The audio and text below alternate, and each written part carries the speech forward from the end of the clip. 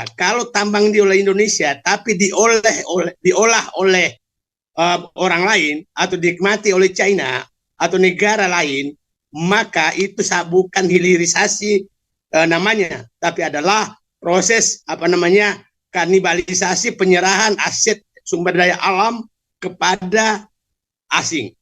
Lebih 90% smelter itu dikuasai oleh China.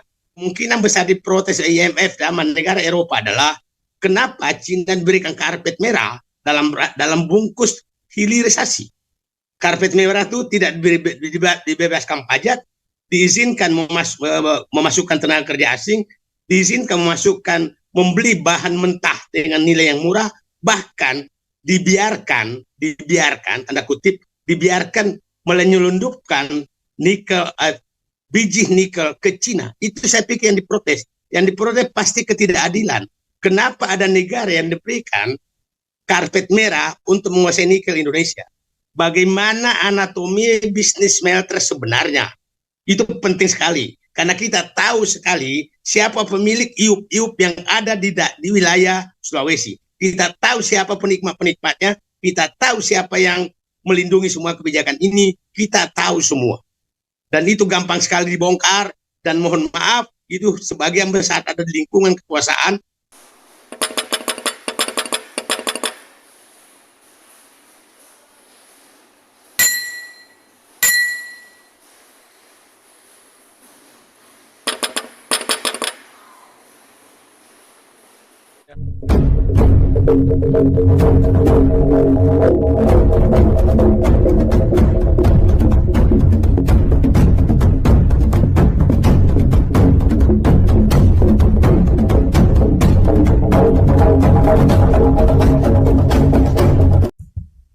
Saya coba, ini saya lagi siap-siap berangkat ke Masjidil Haram, sholat duhur. Iya, Bang. Suaranya lagi serak, ya karena ya biasa. Amin. Karena ini saya menganggap penting, maka saya tadi di kontak pagi, insya Allah saya bicara, karena ini penting sekali. Kenapa saya anggap penting begini? Sejarahnya sebenarnya ini adalah makalah saya dulu pada saat saya ingin dicalonkan menjadi Dirjen Mineral dan Batubara. Inti makalah saya dulu adalah intinya tidak boleh 1 sen nilai tambah pun dari hilirisasi itu dinikmati bukan oleh orang Indonesia. Itu inti makalah saya. Jadi tidak boleh semua nilai tambah dari proses hilirisasi tambang itu harus dinikmati oleh Indonesia. Nah, mungkin karena makalah saya itu akhirnya kan dulu saya menjadi peringkat terbaik dan ditolak oleh Presiden pada saat tim pilihan akhir agar saya tidak menjadi Dirjen Minerba. Dan saya dapat bocoran yang melarang menjadi Dirjen Minerba itu adalah salah satu tokoh yang sekarang saya tahu menjadi tokoh di balik kebijakan hilirisasi dan kebijakan penyerahan nikel ke Cina. Itu yang pertama. Yang kedua, di saat saya ditunjuk oleh Sudirman Said menjadi ketua tim smelter, maka saya bikinlah konsepsi bahwa pembangunan smelter, proses hilirisasi itu harus dilaksanakan dengan berbasis nilai tambah, bukan berbasis pada berapa banyak tambang yang diolah di Indonesia. Kalau tambang diolah Indonesia tapi diolah oleh orang lain atau dinikmati oleh China atau negara lain, maka itu bukan hilirisasi namanya, tapi adalah proses kanibalisasi penyerahan aset sumber daya alam kepada asing. Dan kelihatannya semua dua hal tersebut ide tentang bahwa hilirisasi terhadap tambang dari makalah saya sebagai calon Dirjen Minerba, bahwa setiap rupiah yang dihasilkan dari nilai tambah itu harus dinikmati oleh Indonesia dan rakyat Indonesia, dan semua proses hilirisasi itu harus dinikmati oleh perusahaan Indonesia. Faktanya 100% berbalik, tidak seperti itu. Saya menduga sekarang sepertinya itulah kemungkinan penyebabnya Said Didu tidak boleh menjadi dirjen. Karena kalau saya di dalam, tidak mungkin juga kalau saya diangkat dirjen, presiden atau pengusahanya inginkan bahwa proses seperti ini. Pasti saya menjadi mungkin mati berdiri karena saya sebagai pejabat. Jadi Allah menolong saya bahwa saya tidak dijadikan pejabat yang harus melaksanakan kebijakan yang salah. Dan saya menariknya, hal itu terjadi, penolakan saya di Minerba dan penolakan terhadap proposal saya, itu juga terjadi pada saat saya sedang umroh. Di tempat ini juga kejadiannya, jadi saya dapat informasi. Jadi sepertinya Allah memang sedang menolong, dan sekarang terbuka apa yang saya inginkan terjadi sekarang. Nah, apa sebenarnya program hilirisasi yang kita harusnya? Jadi begini, yang dinilai itu adalah nilai tambahnya. Kalau nilai tambahnya 10, maka 10-10-nya setelah keluar margin, ongkos dia lain-lainnya, itu masuk ke Indonesia, bukan dinikmati oleh orang asing. Faktanya sekarang, data dari Pak Faisal Basri menunjukkan lebih 90% smelter itu dikuasai oleh Cina. Kemudian ekspor nikel ilegal itu lebih 5 juta ton lebih selama larangan 2020. Nah, kemudian kita tahu berapa harga bahan baku nikel yang dibelikan oleh smelter Cina. Datanya itu bahwa itu hampir, data yang perlu dicek lagi, itu kira-kira hanya 50% dari harga dunia. Artinya kita rugi berapa kali dari kebijakan ini. Satu, tadi selundupan 5 juta ton yang tidak membayar bea cukai, tidak membayar royalti, tidak membayar macam pajak. Yang kedua, kerugian kedua adalah kita tidak mendapatkan royalti sesuai dengan harga internasional karena smelter Cina yaitu membeli harga ore dengan harga yang sangat murah, dan kerugian ketiga adalah bahwa mereka bebas pajak berapa puluh tahun perusahaan Cina ini yang beroperasi Indonesia sehingga tidak membayar pajak. Kerugian keempat bahwa mereka mendatangkan tenaga kerja asing Cina, tidak menampung tenaga kerja kita, ditampung pun gajinya sangat rendah. Yang kelima adalah kita keuntungan yang dihasilkan oleh Cina itu berputar di Cina karena semua hasilnya ditransfer ke Cina untuk membayar utang-utang mereka, dan kita tidak tahu berapa sebenarnya investasi smelter Cina tersebut. Sehingga kita tidak tahu kapan pemerintah Indonesia bisa mendapat pajak dari pajak keuntungan perusahaan, karena tidak ada audit sama sekali berapa biaya investasi proyek tersebut. Nah, itu kerugian yang terjadi berbeda. Saya tidak menyalahkan bahwa pelarangan itu perlu dilakukan, dan harus ingat undang-undang pelarangan ekspor bahan baku minerba itu pada saat dibuat pada saat SBY, bukan pada saat Jokowi. Jadi bukan Jokowi yang bikin itu. Nah, di pelaksanaannya memang kita harus melihat yaitu bahwa yang sebenarnya kemungkinan besar diprotes IMF dan negara Eropa adalah kenapa tidak berlaku adil terhadap negara lain. Itu mungkin dipersoalkan. Mungkin kalau proposal saya digunakan bahwa memang setiap rupiah yang dihasilkan dari nilai tambah hilirisasi tambang itu harus dinikmati oleh Indonesia, mungkin mereka terima. Yang tidak mereka terima adalah kenapa Cina diberikan karpet merah dalam bungkus hilirisasi.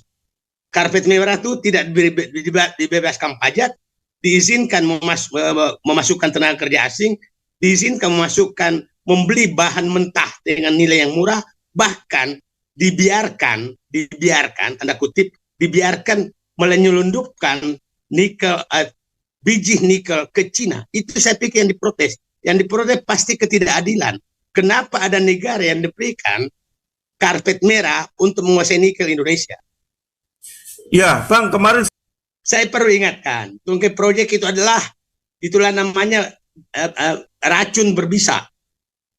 Karena begini, Tidak boleh ada tungkai proyek di Indonesia terhadap investasi. Kenapa? Itu harus kita tahu berapa investasinya. Karena terkait dengan penerimaan pajak. Nah, dulu pada zaman Pak Harto, semua proyek yang besar itu harus dievaluasi oleh BPPT. Berapa nilai proyek ini sebenarnya, supaya kita tahu investasinya. Kalau kita tidak tahu investasinya, maka dia tidak pernah membuat untung. Investinya digelembungkan, dia tidak pernah bikin untung, 30 tahun kemudian izinnya habis, tidak pernah bayar pajak 1 sen. Ini menurut saya sudah ada permainan yang sangat kasar terhadap program hilirisasi ini. Dan kita harus tahu bahwa memang bungkus-bungkus kebijakan ini sangat berbahaya. Masih kita ingat sekarang sedang berlangsung kasus korupsi berjamaah BTS, kasus korupsi berjamaah kebijakan yang dibikin sedemikian rupa. Dan saya tidak menutup kemungkinan di proyek-proyek infrastruktur juga terjadi hal demikian. Jadi kita punya perusahaan nikel sejak zaman Belanda, namanya PT Aneka Tambang. Tapi kita tahu bahwa hampir sebagian besar konsesi PT Aneka Tambang itu dia dibagi-bagi oleh tanda kutip penguasa. Kita harus bahas lagi kemudian bagaimana anatomi bisnis smelter sebenarnya. Itu penting sekali, karena kita tahu sekali siapa pemilik iup-iup yang ada di wilayah Sulawesi. Kita tahu siapa penikmat-penikmatnya, kita tahu siapa yang melindungi semua kebijakan ini, kita tahu semua. Dan itu gampang sekali dibongkar, dan mohon maaf, itu sebagian besar ada di lingkungan kekuasaan. Saya yakin yang berkoar-koar sekarang ini, membela 3 periode dan lain-lain, itu adalah sebagian besar ada sedang menikmati bungkus kebijakan yang seakan-akan bagus. Ya, saya ulangi, saya adalah orang yang pertama menghendaki terjadinya hilirisasi, bukan menolak hilirisasi. Tapi hilirisasi yang saya ini kan adalah bahwa setiap rupiah yang dihasilkan oleh proses hilirisasi itu harus dinikmati oleh bangsa Indonesia. Angka-angka yang diminta berapa sebenarnya nikmati bangsa Indonesia tidak pernah mereka keluarkan. Yang selalu dikeluarkan adalah berapa nilai ekspor. Tidak ada pentingnya nilai ekspor. Kalau diekspor itu barangnya Cina dimasuk ke rekening Cina, nggak ada gunanya. Nggak ada gunanya, itu sih nggak ada gunanya. Coba tanyakan berapa yang tinggal di Indonesia. Faisal Basri menyatakan hanya 10% loh yang tinggal di Indonesia.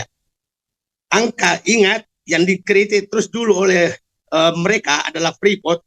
Freeport itu sudah dulu 42% loh yang tinggal di Indonesia sebelum diambil dibeli oleh BUMN, sudah 42%. 42% tinggal di Indonesia. Ini baru masuk tidak nyampe 10% yang tinggal di Indonesia. Terus kita harus bela terus. Nah, inilah dikatakan, inilah mungkin kenapa mereka mengotot sekali melanjutkan, karena takut sekali ini dibongkar. Ini salah satu menurut saya yang mereka ketakutan sekali, sehingga menginginkan siapapun ganti presiden berikutnya adalah harus dilanjutkan. Karena saya punya keyakinan besar bahwa terjadi skandal besar terhadap proses hilirisasi, bisnis hilirisasi yang sedang dibangun. Saya punya keyakinan. Undang-undang Cipta Kerja tujuannya adalah memberangus hambatan-hambatan terhadap yang diinginkan oleh para pengusaha. Itu intinya. Nggak usah berdiskusi apapun. Salah satu contohnya adalah coba untuk memutihkan 3,3 juta hektar lahan sawit yang dibangun oleh para konglomerat di daerah hutan, itu segera diputihkan setelah Undang-Undang Cipta Kerja dilakukan. Jadi Undang-Undang Cipta Kerja adalah undang-undang sapu jagat untuk menghabiskan aset bangsa demi kepentingan konglomerasi. Ya, terakhir Bang, silakan diberikan rekomendasi atas hilirisasi nikel dan dugaan kuat mengenai yang apa sebut Abang tadi, penguasaan oleh Cina mengambil keuntungan dari narasi hilirisasi nikel ini, Bang. 1, lakukan audit, buka semua, siapa pelakunya, berapa yang tinggal di Indonesia, berapa yang dinikmati orang Indonesia. Yang kedua, itu nilai tambah berapa yang tertahan di Indonesia. Yang ketiga, kalau memang melanggar undang-undang minerba, maka lakukan penyitaan seluruh smelter tersebut untuk dievaluasi, bukan untuk diusir ya, untuk dievaluasi agar dilaksanakan sesuai Undang-Undang Minerba, bukan undang-undang yang sedang direvisi. Dan berprinsip bahwa setiap rupiah yang dihasilkan dari nilai tambah itu harus dinikmati oleh Indonesia, bukan dinikmati oleh orang Indonesia. Itu langkah selanjutnya. Kalau ini terus dilakukan, maka coba Anda bayangkan, masuk akal nggak sih ada ekspor 5 juta ton yang tidak ada yang tahu? Itu nggak masuk akal. Ekspor ilegal loh. Nah, jadi saya katakan ini harus diaudit, proses bisnisnya seperti apa, siapa saja di belakangnya. Saya kebetulan berkali-kali datang ke daerah smelter itu, jadi paham. Tinggal menghitung hari BUMN akan menjadi kaya dengan tambang batu bara yang baru, tahu para oligarki bergabung merevisi, maka lepaslah burung itu yang harusnya sudah untuk bangsa Indonesia. Itulah kelakuan politisi kita. Maka dari tanah suci saya kembali menyatakan, selalu sisakan ruang ketidakpercayaan kepada para politisi.